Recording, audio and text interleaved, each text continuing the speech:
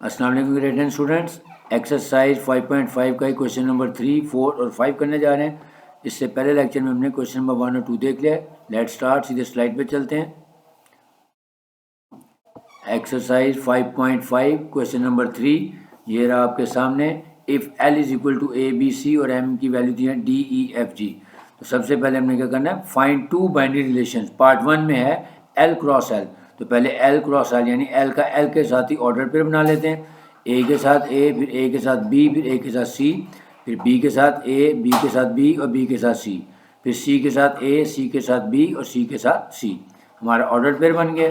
अब Cartesian product बनाने के बाद अब हम देखते हैं कि हमने क्या चीज़ फाइंड करनी है, फाइंड टू बाइनरी रिलेशंस। अब बाइनरी रिलेशंस आपको बताया कैसे बनाते हैं कि ये जो हमारा ग्रिड बना है एल क्रॉस एल का, इसमें से कोई से दो एलिमेंट्स का या कोई से दो सबसेट्स ले लें और उसको हम डिफाइन कर सकते हैं।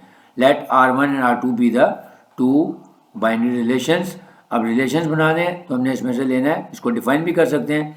मसलन जैसे यहाँ मैंने डिफाइन किया, R1 को डिफाइन कर रहा हूँ कि x और y का pair such that x is not equal to y, यानी वो एलिमेंट्स लेंगे जो एक जैसे नहीं है। मसलन a और b लेंगे, फिर AC लेंगे, BA ले लेंगे, फिर BC और फिर CB और CA, यानी इसमें से देखें दोनों एलिमेंट्स डिफरेंट हैं, तो इसका मतलब है वो एलिमेंट्स लेंगे जो एक जैसे नहीं हैं। तो ये हमारा R1 हो जाएगा। R2 में अब हम ले लेते हैं x is equal to y, यानी x और y का pair such that x is equal to y, तो इसमें आ जाएगा AA, BB और फिर C और C।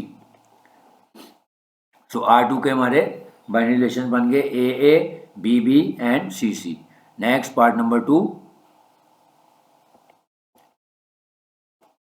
L क्रॉस M, यानी पहले L और M का हम कार्टेशियन प्रोडक्ट बनाएंगे ABC और उसका क्रॉस प्रोडक्ट बनेगा DEFG के साथ, यानी A के साथ पहले D, फिर AE, फिर AF और AG, फिर इसी तरह B के साथ DEFG और फिर C के साथ DEFG, यानी पहले हम अपना कार्टेशियन प्रोडक्ट कंप्लीट कर लेंगे। अब उसके बाद लेट करते हैं R1 and R2 be the to relations. अब हम इनको डिफाइन भी कर सकते हैं या अपनी मर्जी से कोई सबसेट्स ले भी सकते हैं।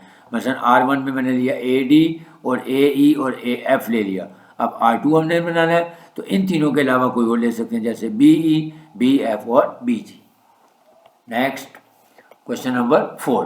अब क्वेश्चन नंबर 4 में क्या है, if set M has 5 elements then find the number of binary relations in set M, यानी अगर सेट M है उसके 5 एलिमेंट्स हैं और हमने फाइंड करना है कि इसके अंदर कितने बाइनरी रिलेशंस बनेंगे। अच्छा, एक चीज़ यहाँ पे याद रखनी है, हमने एक्सरसाइज 1.5.1 या 5.2 में या इसकी रिव्यू में देखेंगे कि अगर हमें नंबर ऑफ सबसेट्स निकालने हो तो उसका फार्मूला था 2 की पावर n, यानी 2 की पावर उतनी लेंगे जितने नंबर ऑफ एलिमेंट्स होते हैं। लेकिन जब हमने बाइनरी रिलेशंस निकालना है तो इसका फार्मूला था 2 raise to the power a cross b, यानी अगर दो सेट दिए हुए हैं तो उनके क्रॉस प्रोडक्ट में जितने एलिमेंट्स होंगे वो 2 की पावर में आएंगे। तो यहाँ पे वही फार्मूला हम यूज़ करेंगे। Number of elements in set M बताए में 5 है। अब हमने फाइंड करना है कि देखें लिखेंगे, so number of elements in set M कितने हैं, 5।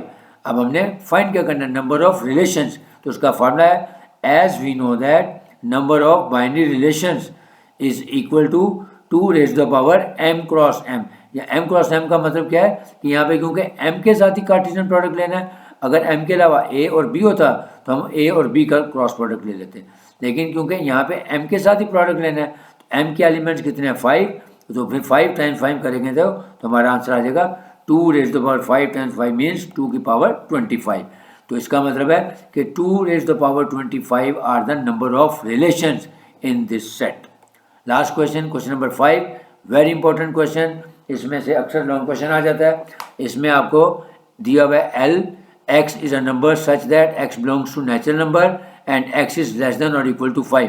तो पहले हम x के एलिमेंट्स बना लेते हैं 1 से लेके 5 तक। इसी तरह y प्राइम नंबर है लेस देन 10, यानी 2, 3, 5, 7 आ जाएगा। तो सबसे पहले हम L और M के एलिमेंट्स लिख लेते हैं। अब हम इसका ग्रिड बनाते हैं L क्रॉस M का। पहले तो L क्रॉस M वैसे ही बनेगा, 1 के साथ 2, 3, 5, 7, फिर 2 के साथ 2, 3, 5, 7, फिर 3 के साथ, फिर 4 के साथ और फिर 5 के साथ। इस तरह से हमारे पहले हम अपना ग्रिड कंप्लीट कर लेंगे।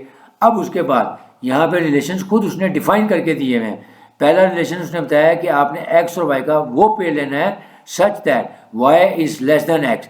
तो हम इसको यूँ पढ़ सकते हैं कि x is greater than y, यानी अब हमने इनमें से वो सबसे सेलेक्ट करने हैं जिसमें एक्स की वैल्यू बड़ी हो और वाई की वैल्यू छोटी हो। मसलन जैसे ये 1 है, ये 2 है, ये नहीं होगा क्योंकि एक्स की वैल्यू बड़ी, एक्स पहली एक्स होती है, दूसरी वाई होती है। तो अब यहाँ पे देखें, यहाँ से जाके हमें पहली वैल्यू मिल रही है, ये एक्स है 3 और वाई है 2, यानी ये आ जाएगा 3 और 2। फिर उसके बाद नेक्स्ट एक्स की वैल्यू 4 और वाई की वैल्यू 2, यानी 4 और 2 वाला पेयर आ जाएगा। फिर उसके बाद 4 और 3, क्योंकि इसमें एक्स 4 है और वाई 3 है, यानी x is greater than y या y is less than x है। नेक्स्ट उसके बाद 5 और 2 आ जाएगा, क्योंकि एक्स इज़ 5 और वाई इज़ 2 है। फिर 5 और 3 आ जाएगा। बस ये हमारे पेयर्स बनेंगे। अब इसकी हम डोमेन और रेंज निकाल लेते हैं। तो डोमेन क्या होता है, फर्स्ट एलिमेंट्स, यानी देखें 3 4 3 4 5, यानी जो रिपीट हो रहा है उसको एक दफ़ा लिखेंगे तो 3 4 5 इसकी डोमेन हो जाएगी। और रेंज क्या हो जाएगी, सेकंड एलिमेंट 2 2 3 2 3 था, तो 2 और 3 इसकी रेंज हो जाएगी। सेकंड पार्ट R2 एक्स और वाई का pair such that x is equal to y. तो एक्स और वाई में जो इक्वल हैं वो क्या थे, 2 और 2 3 3 और 5 5। नेक्स्ट पार्ट नंबर 3, अच्छा सॉरी, इसकी डोमेन भी निकालनी है। तो फर्स्ट एलिमेंट डोमेन होते हैं 2 और 3 और 5, ये इसकी डोमेन आ जाएगी। और रेंज में क्या आ जाएगा, 2 3 और 5। अगेन क्योंकि जब भी इक्वल एलिमेंट्स लेंगे तो उसकी डोमेन और रेंज सेम आती है, क्योंकि फर्स्ट एलिमेंट्स में भी 2 3 5 आ रहा है और सेकंड एलिमेंट्स में भी 2 3 और 5 आ रहा है। Next part number 3, R3 is x और वाई का pair such that x plus y is equal to 6। अब हम उस ग्रिड में से देखेंगे वो पेयर्स लेंगे जिनको हम ऐड करें तो वो 6 बनते हैं। तो देखें 1 और 5 का पेयर ऐड करेंगे तो 6 बनेगा, फिर 3 + 3 करेंगे तो 6 बनेगा, और 4 + 2 करेंगे तो वो 6 बनेगा। अब हम इसकी डोमेन ले लेते हैं। डोमेन हो जाएगी फर्स्ट एलिमेंट यानी 1 3 और 4, ये डोमेन हो जाएगी। और रेंज क्या हो जाएगी, सेकेंड एलिमेंट 5 3 एंड 2। ठीक है। लास्ट पार्ट है R4 एक्स एंड वाई का pair such that y minus x is equal to 2, यानी हमने y यानी बाद वाले एलिमेंट में से फर्स्ट एलिमेंट को माइनस करना है और उसका आंसर हमेशा पॉजिटिव 2 आए। तो वो एलिमेंट्स हम वहाँ से इस ग्रिड में से सेलेक्ट कर लेते हैं। ये देखें मैंने सेलेक्ट करके लिख लिया है। पहला पेयर आ रहा है 1 और 3, देखें 3 - 1 करेंगे तो 2 आएगा, लिहाजा ये पेयर आ गया। फिर देखें 5 - 3, यानी क्योंकि y माइनस एक्स का आंसर 2 आना चाहिए था, यानी जो बाद वाली टर्म है उसमें से पहली टर्म को माइनस करें तो आंसर +2 या पॉजिटिव 2 आना चाहिए। तो 3 1, फिर 5 3 और फिर 7 5। तो ये वो पेयर थे जिसके साथ हमारा ये रिलेशन बन रहा था, यानी y minus x is equal to 2। अब हम इसकी डोमेन निकाल लेते हैं। तो डोमेन आ जाएगी 1 3 और 5, और रेंज आ जाएगी 3 5 एंड 7। ठीक हो गया। तो ये था हमारा एक्सरसाइज 5.5 का क्वेश्चन नंबर 5। आज हमने एक्सरसाइज को कंप्लीट कर लिया।